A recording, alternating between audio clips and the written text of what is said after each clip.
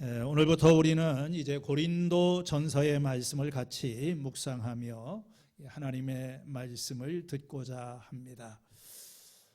이 고린도라고 하는 교회는 사도 바울이 2차 전도 여행을 할 때 방문하였던 그런 도시에 세워진 교회입니다. 바울이 이 교회를 참 1년 반 동안의 사역을 통해서 많은 열매가 있었고 또 거기에 하나님께서 많은 은혜를 주셨습니다. 그러나 그가 이제 그 교회를 떠나서 있는 동안에 이 고린도 교회 안에 여러 가지 많은 문제가 생기고 있다고 하는 소문을 듣게 되었고, 또 이 고린도 교회에 있는 사람들이 바울에게 사람을 보내어서 그 교회의 상황과 문제에 대한 조언을 구하고 있습니다. 바로 이러한 문제들에 대한 응답으로 이 고린도전서가 기록이 되어 있습니다. 고린도전서는 하나의 편지 형식을 띠고 있는데요, 하나의 긴 편지라고 볼 수 있지요. 이 초대교회, 특별히 바울이 쓴 편지를 보게 되면 일정한 형식을 가지고 있습니다. 먼저는 인사말로 시작을 하고, 그리고 또 감사의 말을 덧붙이고, 그 다음에 이제 본론의 말씀이 이어지게 되는 거지요. 이 편지를 보낸 사람은 바울입니다. 오늘 1절의 말씀을 보게 되면 이 발신자, 하나님의 뜻으로 말미암아 그리스도 예수의 사도로 부르심을 입은 나 바울과 소스데네가, 이게 이제 소스데네라고 하는 사람이 함께 공동 발신자로 나와 있지만 바울이 사실은 보낸 편지인 것을 알 수 있습니다. 바울이 자신을 어떻게 소개하고 있는가? 나는 이 하나님의 뜻으로 사도로 부르심을 받은 자다. 바울이 부르심을 받은 것은 자기의 선택이 아니라 이 하나님의 뜻에 의한 것이었다고 하는 것을 말하는 것입니다. 그는 하나님에 의해서 보내심을 받은 그리스도의 사도이다. 이 편지의 수신자는 고린도에 있는 그리스도인 신자들입니다. 고린도에 있는 하나님의 교회에 이 편지를 씁니다. 바울은 여기에서 이 교회, 그 당시에 이 고린도 교회는 큰 교회가 한 군데서 모이는 것이 아니라 여기저기 이 가정교회, 작은 교회들이 여러 개가 모여 있는 그런 교회인데, 그들을 전체적으로 뭉뚱그려서 그리스도 하나님의 교회라고 부르고 있습니다. 바울은 이 교회를 나의 교회라고 하지 않고 하나님의 교회라고 말을 합니다. 교회는 하나님의 소유이지요. 물론 이 교회가 탄생하는 데 있어서 사도 바울이 굉장히 중요한 역할을 하고, 이 사도들의 손길을 통해서 교회가 세워졌다고 하더라도 시작은 하나님께 있는 것입니다. 하나님이 사람을 선택한 것이고 하나님이 사람을 부르신 거지요. 오늘 교회 내에 많은 문제가 이 소유권 문제, 교회는 누구의 교회인가? 바로 이 교회는 바울의 교회가 아니라 하나님의 교회이다, 이런 믿음으로 시작을 합니다. 이 교회는 또한 고린도에 있는 교회인 것입니다. 하나님의 교회이지만 이 모든 교회는 공간성 또는 이 지역성이 있는 거지요. 고린도라고 하는 도시는 이 그리스의 남쪽에 위치한 대표적인 항구 도시였었습니다. 바울이 이제까지 방문했던 도시 가운데 가장 큰 도시, 경제적으로 번성하고 또 학문적으로는 아테네와 연 가까워서 철학적으로도 굉장히 번성하고 또 여러 가지 온갖 이방 종교가 성행을 하고 있는 그런 도시였었던 것입니다. 바울은 이제 이러한 교회에다가 편지를 보내면서 은혜와 평강이 있기를 빕니다 하는 그런 말로 인사를 하게 됩니다. 은혜라고 하는 것은 하나님의 은혜, 하나님께서 주시는 값없이 주어지는 그런 선물, 조건 없는 하나님의 사랑을 말하는 것이지요. 하나님의 은혜가 있기를 바랍니다. 또 평화가 여러분에게 있기를 바랍니다. 왜 이런 것을 위해서 기도를 할까요? 우리가 살아가는데 꼭 필요한 것입니다. 우리는 은혜 없이는 살아갈 수가 없는 거예요. 그 다음에 이어지는 말씀을 보게 되면 이제 4절에서부터 9절까지는 감사의 말입니다. 바울은 편지를 쓸 때 대개 이 감사의 말로 시작을 합니다. 우리가 조금 이따 살펴보겠지만 그러나 이 감사로 그렇게 시작할 수 없는 교회가 있다면 그게 바로 고린도 교회예요. 사실 이 고린도 교회는 문제가 많은 교회였었습니다.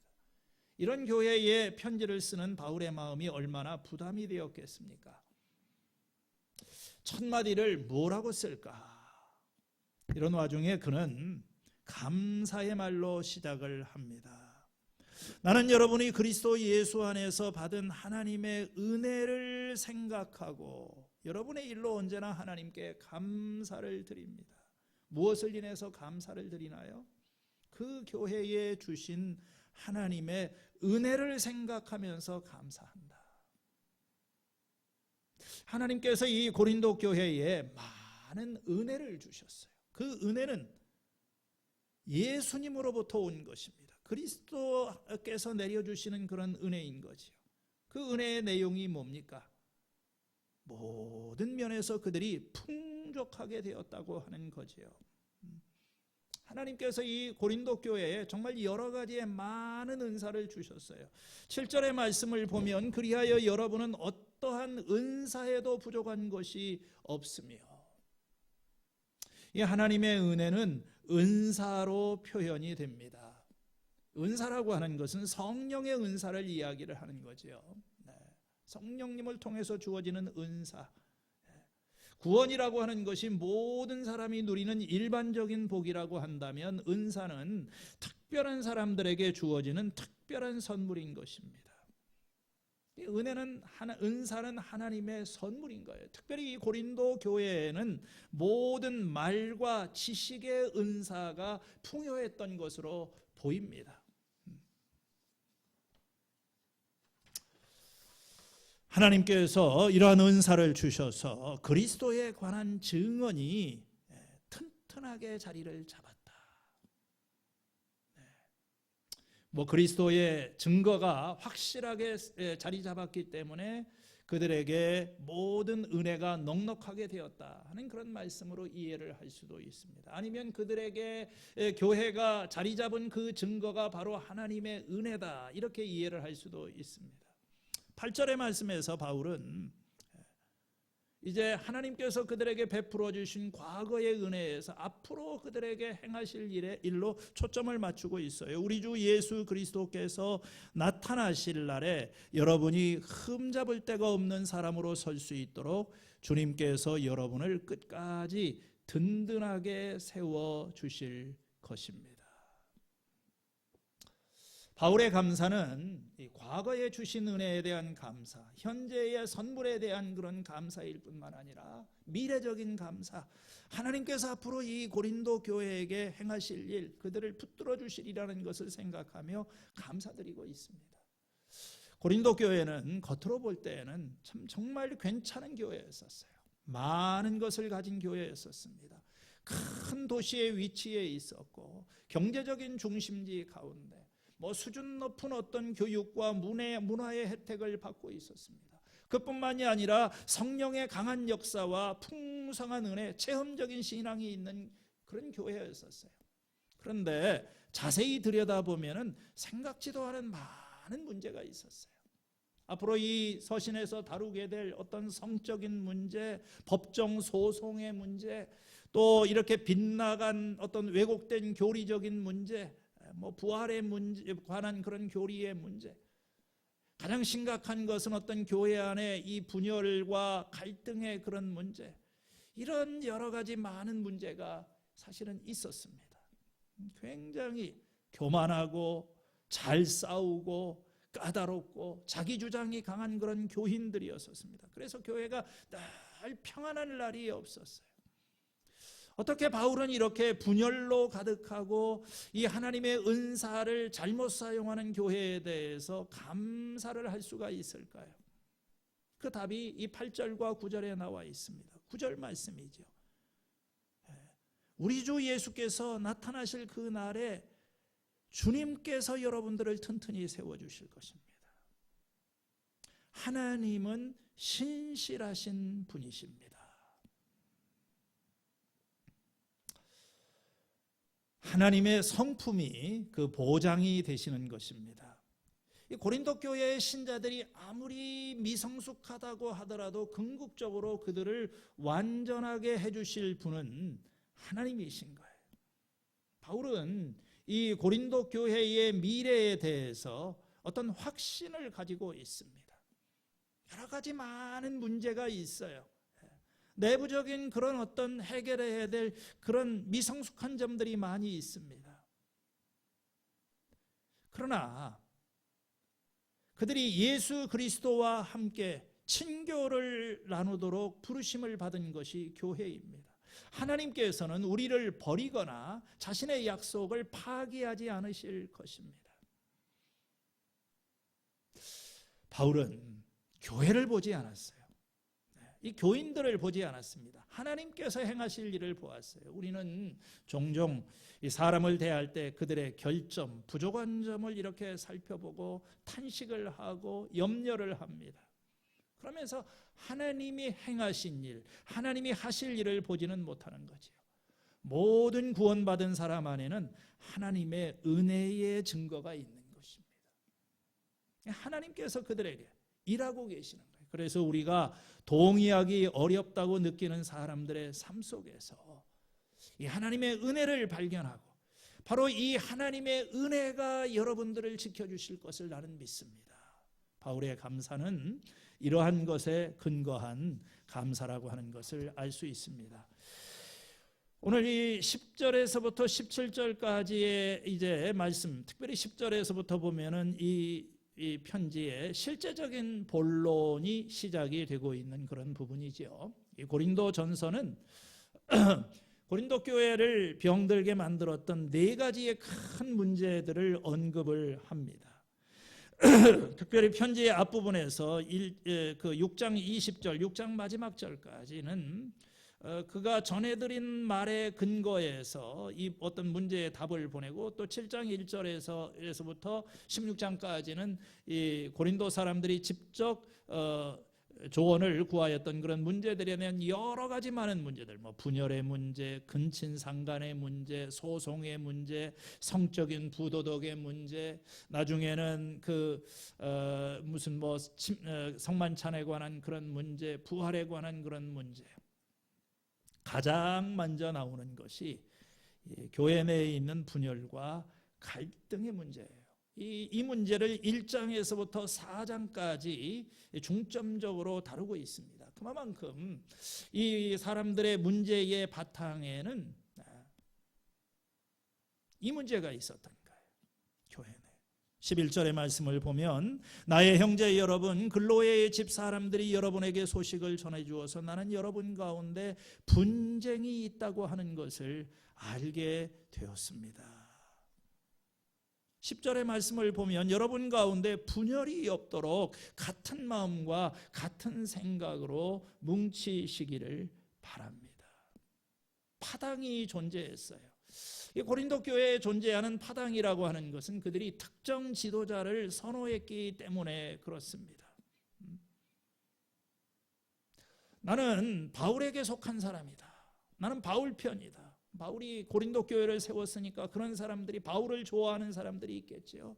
어떤 사람들은 나는 게바 아볼로 편이다. 아볼로는 이 고린도 교회를 방문하여서 말씀을 전하였던 아주 뛰어난 학문적인 그 능력을 가지고 있는 그런 사람이었었습니다. 게바는 베드로지요. 또 뭐 나는 뭐 이것도 아니고 저것도 아니고 나는 그리스도의 편이다. 이렇게 말을 하였습니다. 그래서 그 근거 중에 하나가 나는 또 누구의 이름으로 내가 누구한테 침례를 받았느냐, 어떤 지도자에게 침례를 받았느냐, 이런 문제를 가지고 서로 간에 막 그 편을 가르고 자기 주장을 하게 되는 것입니다. 사실 이러한 어떤 편 가르기의 바탕에는 뭐냐면은 교만, 어떤 우월감, 자기 자랑의 마음이 있는 것이죠. 이에 대해서 바울은 탄식을 합니다. 그리스도께서 어떻게 그리스도께서 갈라지셨습니까? 바울이 여러분들을 위해서 십자가에 달리기라도 했습니까? 여러분들이 바울의 이름으로 침례를 받았습니까? 바울은요, 침례를 별로 주지 않았다고 합니다. 나는 그런 거 하지 않았어요. 몇 사람한테 침례를 주었지만, 그러면서 나는 내가 보냄을 받은 것은 침례를 주라고 보냄을 받은 것이 아니라 나는 복음을 전하라고 보냄을 받은 것이다.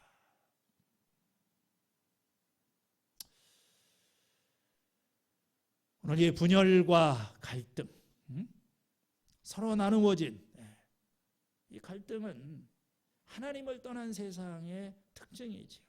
인류의 역사는 갈등과 분열의 역사입니다. 죄가 들어오게 되게 되면 서로 분열이 일어나게 되는 거예요. 죄는 관계를 깨는 것입니다. 아담과 하와가 죄를 짓게 되니까 그들이 서로 갈라지게 되어 있어요. 오늘 너무나도 안타까운 것은 이 교회 안에 분열이 있다고 하는 것입니다.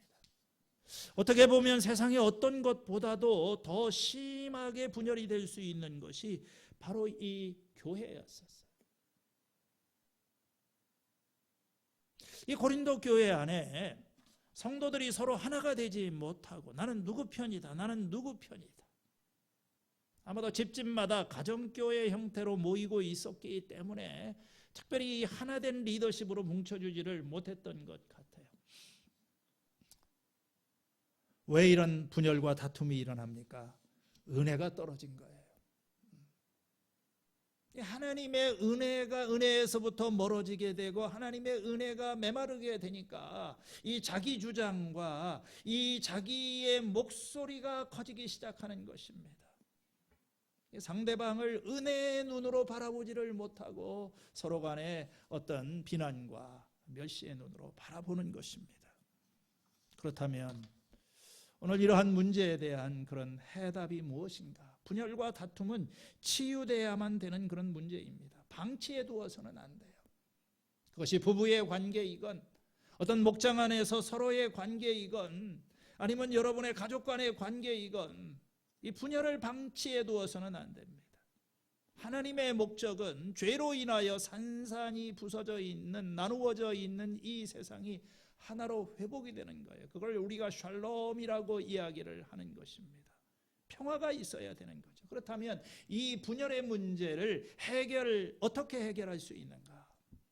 그것은 바로 십자가의 복음을 붙드는 거예요. 그래서 오늘 우리가 이 1장의 후반부의 말씀을 보게 되면 십자가라는 말이 여러 번 등장을 합니다. 17절 마지막에 나는 복음을 전하라고 부름을 받았습니다. 그 복음이 무엇입니까? 바로 십자가의 복음인 것입니다.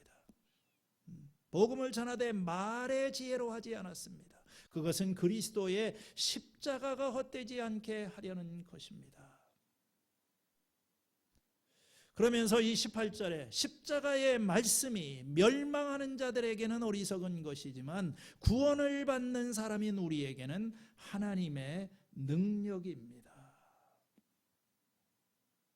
오늘 이 고린도 교회의 문제가 무엇인가?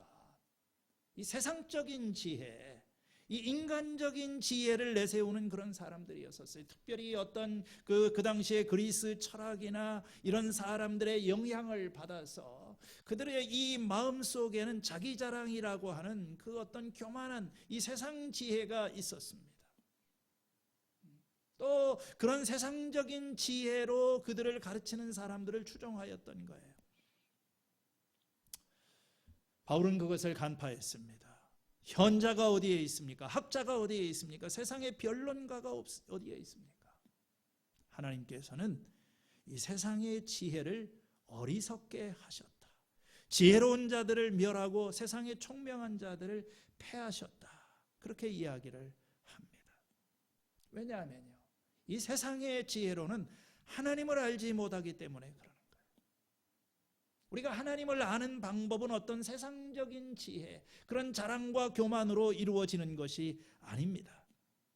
오히려 하나님께서는 이 어리석게 들리는 설교를 통하여서 믿는 사람들을 구원하시기를 기뻐하신다. 이렇게 말을 하고 있습니다. 이 말씀에 대해서는 조금 더 이제 이번 주일날 좀 더 집중적으로 우리가 살펴보기를 원합니다. 유대인들은 기적을 구하고 그리스 사람들은 지혜를 찾고, 그러나 우리는 십자가에 달리신 그리스도를 전합니다. 여러분, 십자가가 무엇입니까? 사람들이 볼 때는 정말로 어리석어 보이는 것이고 가장 멸시받는 것이고 가장 낮아지는 거예요. 어떻게 보면 참 어리석은 것입니다. 하나님의 어리석음이에요. 그런데 이 어리석어 보이는 십자가를 본받는 삶에 바로 해답이 있는 거예요.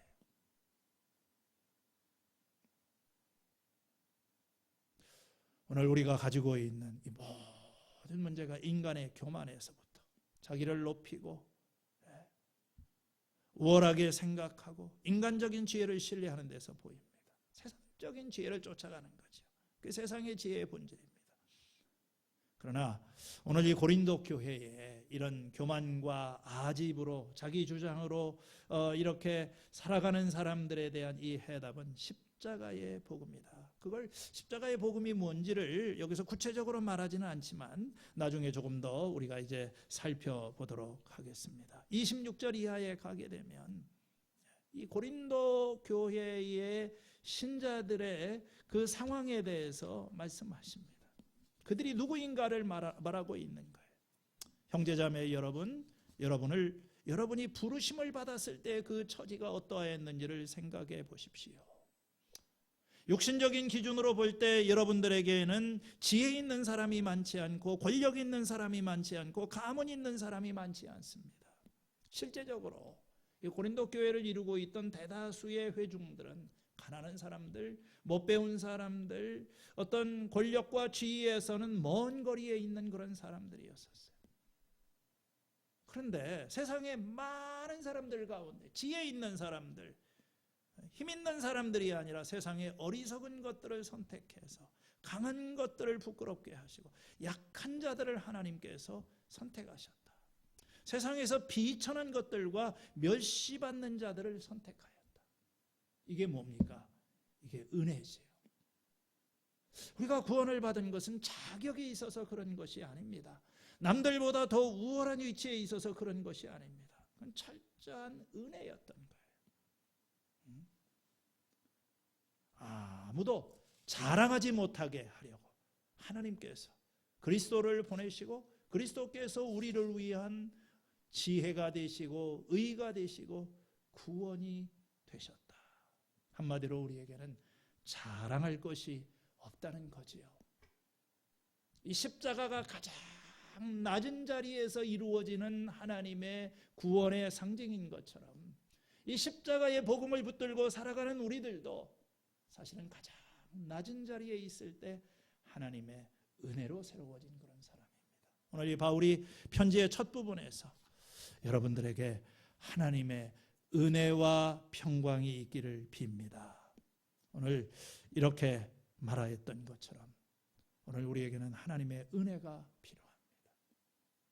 하나님의 교회이면서도 은혜가 떨어져서 분열과 다툼과 갈등으로 되어 있는 이 교회 안에 은혜를 부어주신 것처럼 오늘 우리가 이 고린도 전서의 말씀을 읽어가면서 여러분의 마음과 생각이 나는 누구인가? 나는 은혜를 받은 사람이다.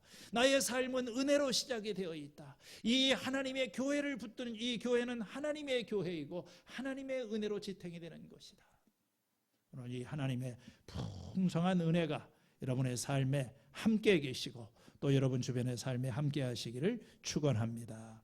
오늘 말씀을 생각하시면서 우리 부르실 찬송은 은혜가 풍성한 하나님은 여러분들에게 카톡으로 보내드렸는데 이 찬송가 197장입니다. 함께 찬양하겠습니다. 은혜가 풍성한 하나님은 믿는 자 한 사람 어제나 오늘도 오늘도 변함없이 언제나 편찮고 보호해 주시네. 주여 성령의 은사들을 오늘도 내리어 주소서. 성령의 뜨거운 불길로서 오늘도 충만케 하소서. 4절 주님의 깊으신 은혜만을 세상에 널리 전하리니 하늘의 능력과 권세로서 오늘도 입혀 주옵소서. 주여 성령의 은사들을 오늘도 내리어 주소서. 성령의 뜨거운 불길로서 오늘도 충만케 하소서. 하나님 아버지, 오늘 이 문제 많은 세상을 살아가는 저희들에게 이 하나님의 은혜가 채워져서 이 하나님의 은혜가 나를 채우고 이웃에게 흘러가며 우리 모두를 살리는 복된 하루가 되기를 원합니다. 예수님의 이름으로 기도하였습니다. 아멘.